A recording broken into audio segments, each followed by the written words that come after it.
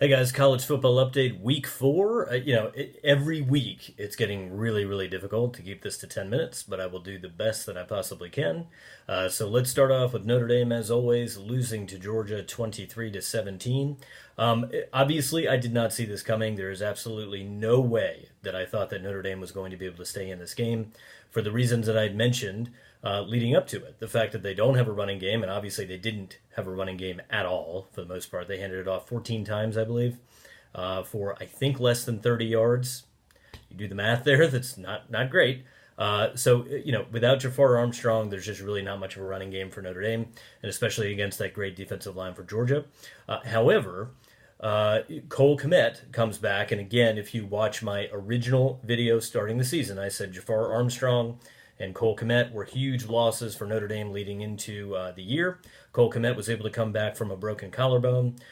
He was huge in that game. I mean, he's a huge dude anyway. He's the guy who's number 84, the tight end. He is ginormous.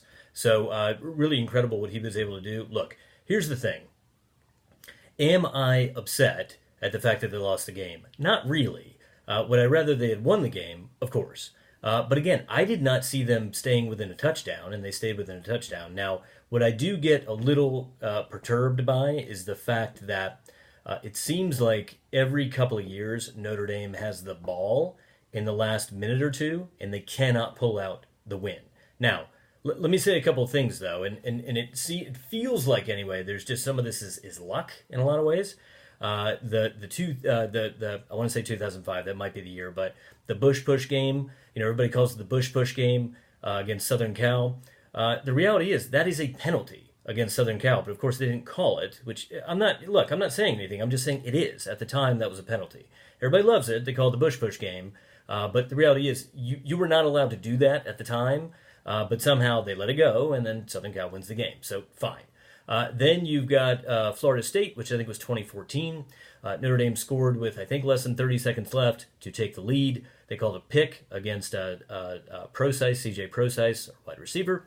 Called it back, didn't win that game. So, again, just take those two for what they are, and then don't look at the Georgia. They lose by a point, 20-19 a couple years ago. Lose by 6 points to Georgia this time. Some of this is just luck. Some of it is poor execution. I'll give you that.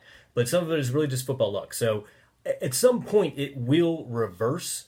Look, let's think about this for a second, okay? And Clemson fans, I'm not trying to upset you when I say this, but you guys all remember when they used to say, Clemsoning because Clemson couldn't show up for big games. Well, what are they saying now? Are they saying that to you now? I don't think so.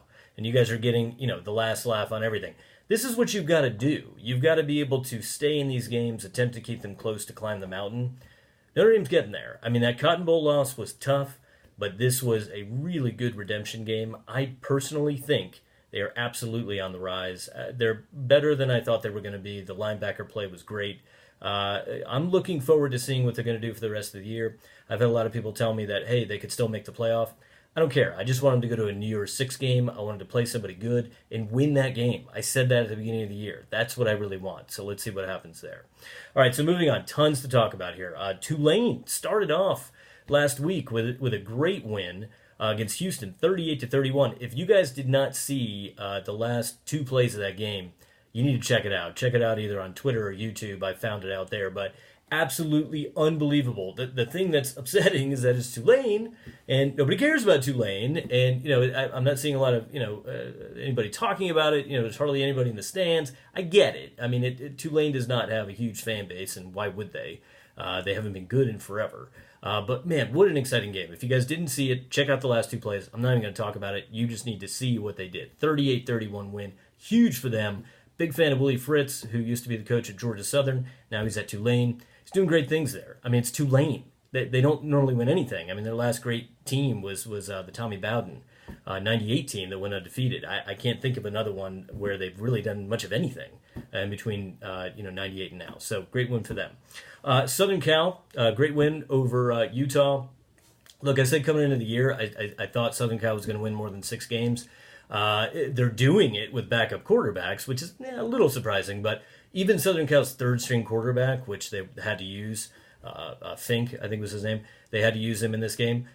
He's still better than most first-string quarterbacks at other programs. So I will say the majority of the game he's just kind of chucking it up there. Southern Cal's wide receivers are that good that they're just going to go up and get the ball.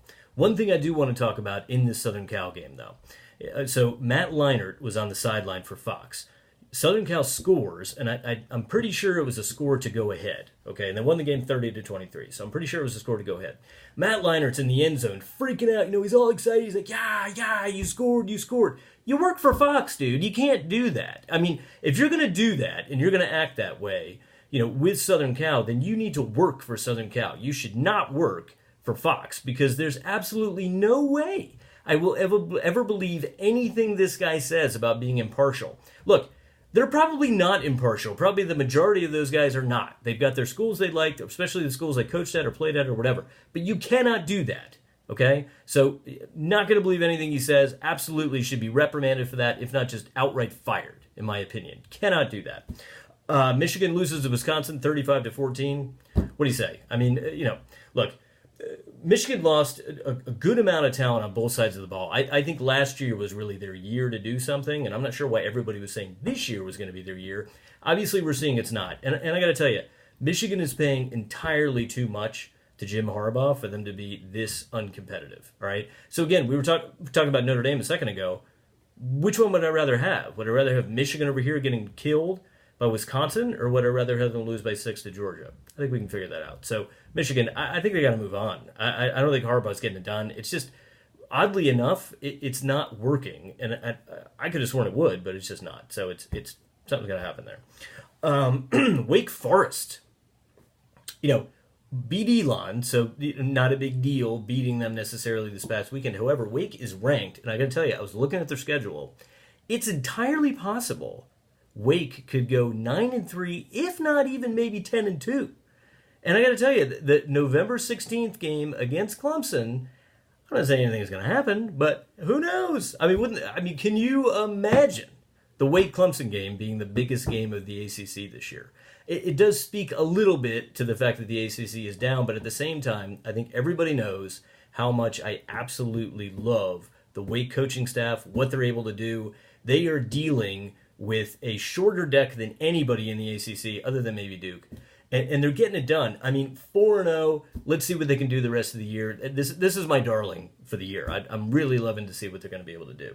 UCF loses to Pitt. Lots been made of this. UCF plays 2 Power 5 programs back-to-back. They beat Stanford the week before. They go to Pitt and they lose. I get it. They lost by a point. They had a great comeback. The point is, if a team like UCF plays a Power 5 schedule, and I've heard this all over the radio and I completely agree with it, if they play a Power 5 schedule week in and week out, they're not going to be 12-0. They're not, because you get beat up. I'm concerned about Notre Dame playing Virginia this week because Virginia is very physical. It's the same thing. You get your team gets beat up as the season progresses. That's what everybody talks about with the SEC.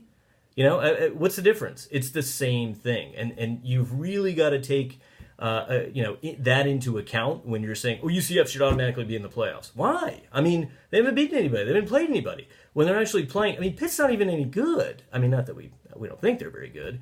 They're certainly not, number 5 team in the country or something, and they still lost to them. So, just keep that in mind whenever expand the playoff to 8, whatever. Don't expand it. This is what makes college football great. You're just going to make it like the NFL. Nobody wants that. I certainly don't. Kansas, competitive against West Virginia. Kansas, I think, is getting more competitive by the week. Lose 29-24, but listen, they were in the game. So, I get it. It's West Virginia. They're not very good either. But, normally Kansas would have lost by 20. So, good for that. UCLA, wow. What a comeback against Washington State. I got to tell you, I did not watch the game, but obviously I've read about it, heard about it, seen the highlights. Absolutely unbelievable. I will say it's Washington State, and it's Mike Leach, and they're not exactly known for defense. They had a good defense a couple of years ago, but Washington State's not exactly known for defense. So we'll have to see what UCLA is able to do leading into the rest of the year, but I'm not going to give them an immense amount of credit. I'll give them credit for coming back and having a very exciting comeback. I think they were down by 35, so that's pretty amazing. But again, let's see if you can do it against a team that actually has a defense. All right, guys, enjoy the games coming up. We'll see. It's anybody's guess on what's going to happen. All right, guys, see you.